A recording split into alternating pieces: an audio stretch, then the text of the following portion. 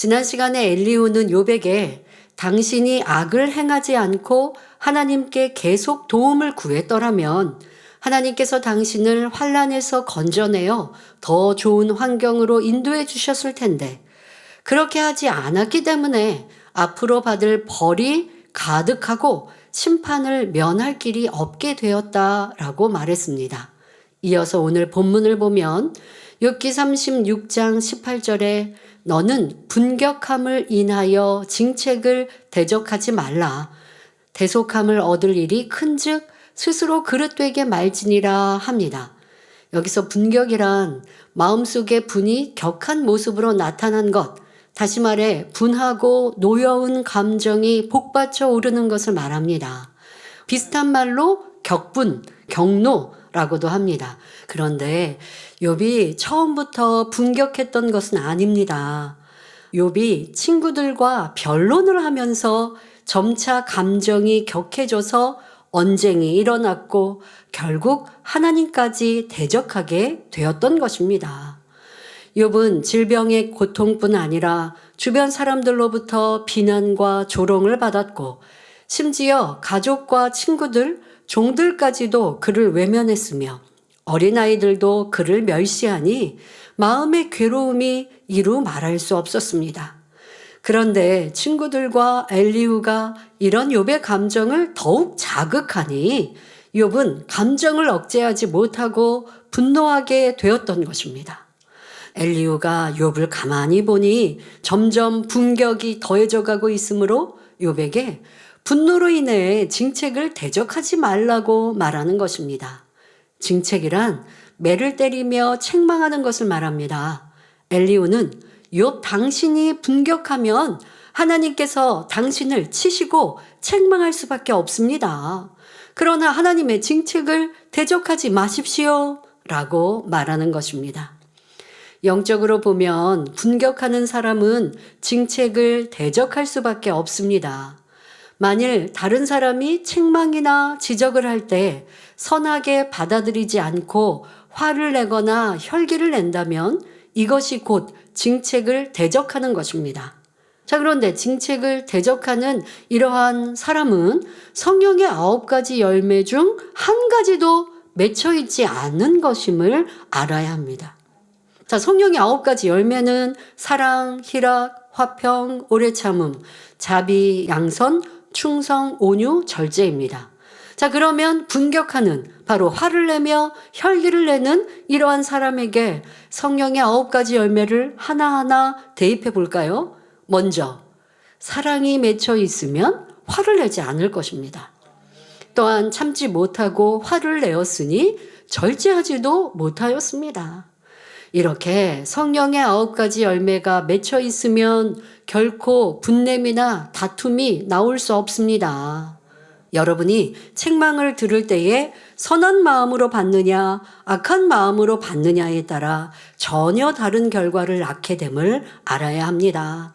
상대가 여러분에게 화를 내며 헐뜯고 호되게 나무란다 해도 이를 선하고 겸손한 마음으로 받아들이면 자신의 부족함을 발견하고 능력을 얻게 됩니다. 이 과정에서 깨달음과 평안을 얻고 화평을 이룰 수 있지요. 설령 자신이 잘못하지 않았더라도 선한 마음으로 책망을 받아들인다면 하나님께서 상대방의 마음을 변화시켜 주시며 나중에라도 상대가 잘못을 깨닫고 회개하는 역사가 일어납니다. 반대로 책망을 들을 때에 분격함으로나 감정으로 받아들이면 그 결과는 부정적인 방향으로 발전하여 사단의 역사로 이어지게 됩니다.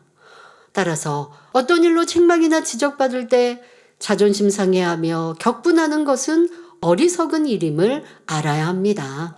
어떤 상황에서도 분격하지 말고 선을 쫓아야 하며 그래야 평강의 열매를 맺을 수 있습니다. 성경에 나오는 믿음의 선진들은 한결같이 이러한 삶을 살았던 것을 볼 수 있습니다. 사도 바울은 날 때부터 로마 시민권을 가진 사람이었으며 당시 최고의 지식을 갖춘 엘리트였습니다. 그런데 사도 바울은 복음을 전파하다가 갖은 누명을 쓰고 핍박을 받았지만 로마의 시민권이 있다는 것을 드러내지 않았습니다.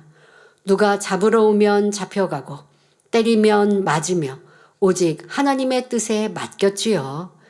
바울이 이렇게 선으로 행했기 때문에 깊은 감옥에서 발이 착고에 채워져 있을지라도 큰 지진이 나서 옥터가 움직이고 감옥문이 열리는 놀라운 하나님의 역사가 나타났던 것입니다. 다윗도 악한 사울 왕을 오직 선으로 대했습니다. 다윗은 아무 잘못이 없고 오직 나라에 충성했으며 여러 전쟁터에서 승리를 가져왔는데 사울 왕은 다윗을 시기하여 잡아 죽이려고 쫓아다닙니다. 그런 사울 왕을 다윗 편에서 죽일 수 있는 절호의 기회가 2번이나 있었지만 다윗은 분격하지 않고 용서했습니다.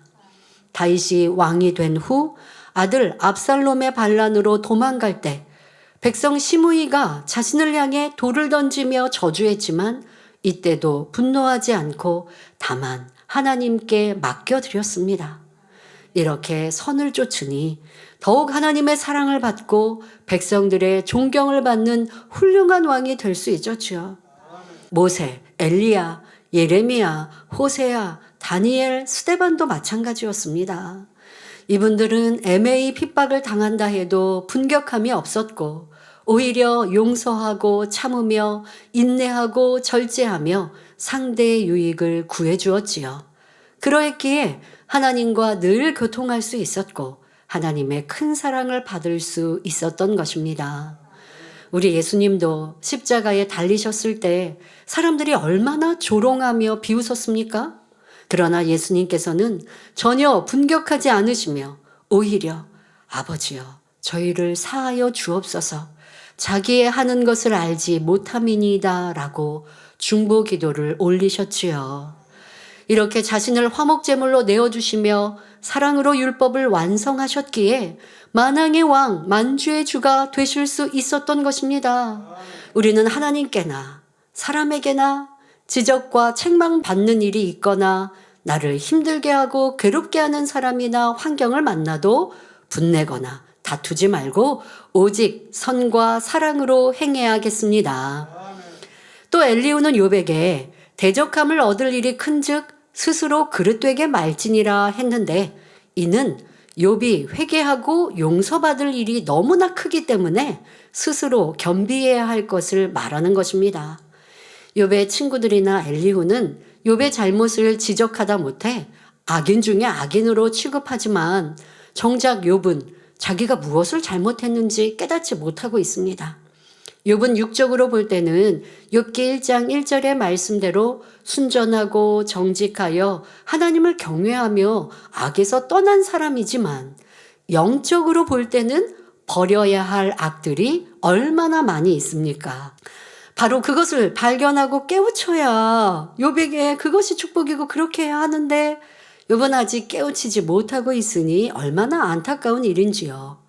친구들이 아무리 지적해도 욥은 여전히 자기의 잘못을 깨우치지 못하기 때문에 계속 변론하면서 엄청난 분격함이 나오는 것을 볼 수 있습니다. 이는 욥의 이야기만으로 치부할 것이 아니라 여러분도 자신의 마음을 돌아보시기 바랍니다. 지금까지 여러분은 욥기 강해를 통해 마음을 해부하는 말씀들을 참으로 많이 들으셨습니다. 그러니 우리는 듣는 말씀으로 자신을 돌아보며 지난날 잘못된 모습이 여전히 내 마음에 악으로 남아있지 않은지 발견할 수 있어야 합니다. 이어지는 본문을 보면 욥기 36장 19절에 너의 부르짖음이나 너의 세력이 어찌 능히 너의 공고한 가운데서 너로 유익하게 하겠느냐 말합니다. 즉 욥 당신이 공고함 속에서 부르짖고 소리친들 불평 불만하며 악으로 나간들 그러한 행동이 무슨 소용이 있겠는가 라고 말하는 것입니다. 그런 것은 아무런 해결 방법이 될 수 없으며 고통 중에 어떤 유익도 줄 수 없다는 것입니다. 더구나 하나님을 원망하고 대적하면서 하나님을 만나기를 바라는 것은 마치 어두운 밤에 햇빛을 찾으려는 것이나 다름없지요. 우리 하나님은 빛이십니다. 그러니 하나님을 만나는 길, 응답받을 수 있는 지름길은 어두움을 버리고 빛이신 하나님의 뜻을 알고 순종하는 데 있습니다. 성경을 보면 하나님께서 특별히 내 뜻이다 라고 알려주시는 말씀들이 있습니다. 예를 들어 데살로니가전서 4장 3절에 하나님의 뜻은 이것이니 너희의 거룩함이라 했고, 데살로니가전서 5장 16절부터 18절에는 항상 기뻐하라, 쉬지 말고 기도하라, 범사에 감사하라. 이는 그리스도 예수 안에서 너희를 향하신 하나님의 뜻이니라 말씀하셨습니다. 바로 이러한 하나님의 뜻을 쫓는 것이 문제 해결의 길입니다. 그런데 고난을 당하거나 핍박과 조롱을 받을 때나 시험 환란이 올 때 중심에서 기뻐하고 감사하는 사람이 얼마나 될까요? 천국 소망이 있는 사람은 현실이 아무리 어려워도 마음속에 기쁨과 감사가 떠날 수 없습니다. 이 세상 삶은 잠깐이요. 우리의 진정한 삶은 천국에서의 영원한 삶이기 때문입니다. 또한 하나님의 자녀로서 아버지 하나님께 아뢰면 하나님께서 들으시고 문제를 해결해 주실 줄 믿기 때문에 온전히 기뻐하고 감사할 수 있는 것입니다. 그런데 많은 사람들이 어려움에 부딪히면 마치 세상이 무너진 듯 실망하고 자포자기하며 원망에 차서 불평하고 싸우고 다툽니다. 그 일이 생명과 직결된 것이 아닌데도 말입니다. 어떤 어려움이 닥쳐도 끝까지 선을 추구하고 지혜를 구하는 사람에게는 반드시 문제 해결의 길이 열립니다. 왜냐하면 선을 쫓는 것이 하나님의 뜻이며 하나님께서는 이런 사람에게 반드시 합력하여 선을 이루어 주시기 때문입니다. 이어지는 본문을 보면 욥기 36장 20절부터 21절에 너는 밤, 곧 인생이 자기 곳에서 제함을 받는 때를 사모하지 말 것이니라. 삼가 악으로 치우치지 말라. 내가 환난보다 이것을 택하였느니라 합니다. 여기서 밤은 어두움, 곧 사망을 의미합니다. 따라서 밤, 곧 인생이 자기 곳에서 제함을 받는 때란 사람의 생명이 끊길 때, 즉 죽음의 때를 말합니다. 엘리후와 욥의 친구들은 욥이 이렇게 고통당하며 살 바에야 죽는 편이 낫다라고 말하는 것을 여러 차례 들었습니다. 욥은 감당할 수 없는 고통을 겪다 보니 차라리 자신의 생명이 끊어져 음부로 내려가기를 간절히 원한다 했지요. 욥기 3장을 보면 생애를 저주하고 자기를 낳아주신 부모를 원망하기까지 했습니다. 엘리후는 욥의 이런 생각이 악하다고 말하며 삼가 악으로 치우치지 말라. 내가 환난보다 이것을 택하였느니라 라고 타이릅니다. 즉 환난을 받는 것보다 차라리 죽는 것이 낫다며 죽음을 택하는 것은 바로 악을 쫓는 것임을 알려주는 말이지요. 그러나 우리는 욥의 심정을 이해할 수 있어야 합니다. 사실 이런 처지에서는 살고 싶은 생각이 들지 않는 것이 보통 사람의 마음입니다. 오늘날 사람들이 욥이 겪었던 고통보다 훨씬 덜한 상황에서도 죽음을 선택하려는 경우가 얼마나 많습니까? 자신의 생명이 얼마나 가치 있는지를 알며 인생의 가치관이 바로 서 있는 사람은 마음이 깨끗하고 삶을 소중히 여깁니다. 또 신을 인정하기 때문에 주어진 하루하루를 최선을 다해 살아가며 헛된 죽음을 생각하지 않습니다. 생명의 존귀함을 알기 때문에 다른 사람의 생명도 소중히 여기지요. 성도 여러분, 사람에게는 자신의 생명이라 해서 죽이고 살릴 수 있는 권한이 없으며 생명의 주권은 오직 하나님께 있음을 알아야 합니다. 더구나 자살을 선택하는 사람들은 고통에서의 해방이 아니라 영원한 지옥불에서 더욱 무서운 고통이 기다리고 있으니 얼마나 안타까운 일입니까? 길이요 진리요 생명 되시는 예수 그리스도 안에 거하면 모든 고통에서 해방될 수 있고 진정 가치 있는 삶을 영위할 수 있으며 영원한 천국에 이룰 수 있다는 사실을 널리 전하시기 바랍니다. 여러분은 언제 화가 나고 다투는 등 분격하십니까? 분격은 사람 관계와 상황, 건강을 더욱 악화시킬 뿐입니다. 문제 해결은 오직 하나님의 말씀, 빛 가운데 살아갈 때 이루어집니다. 하나님께서 나의 편이 되어주심으로 원수도 화목해 하시고 시험 환난도 물리쳐 주시며 모든 문제도 해결해 주실 수 있습니다. 이런 진리를 깨달아 분격의 어리석음을 버리고 기쁨과 감사, 선과 사랑으로 여러분이 있는 가정과 직장, 학교 등 가는 곳마다 따뜻한 진리의 빛을 발하시기 바랍니다. 그리하여 여러분의 삶 속에 주님께서 주인 되심으로 형통한 삶을 영위하시기를 주님의 이름으로 축원합니다.